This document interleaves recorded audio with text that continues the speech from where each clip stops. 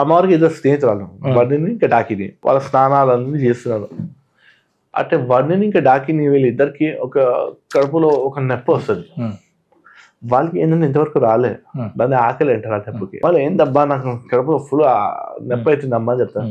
అరే అమ్మకి ఆకలి అవుతుందా, ఓకే. వీళ్ళిద్దరికి ఆకలి ఫుల్గా అయితే అప్పుడు అమ్మవారు ఏం చేస్తుంది, బయట వచ్చేసి తల కట్ చేసి తల కట్ చేస్తే బూడు, అందులో 2 రక్తధారాలు వాళ్ళిద్దరు నోళ్ళు పోతుంది. 3వ రక్తధార తన నోళ్ళలో అమ్మవారి నోళ్ళలో పడుతుంది. ఆ రూపాన్ని చిన్న మస్తికా రూపం అంటారు. అంటే ఒక తల్లి ఒక ప్రేమతత్వం తన పిల్లల కోసం తన ప్రాణాన్ని కూడా అమ్మవారు ఆహుతి అనేది ఇచ్చేస్తుంది. అది అమ్మవారు ఒక ప్రేమతత్వం. ఈ చిన్న ఉపాసన చేసిన భక్తులందరికీ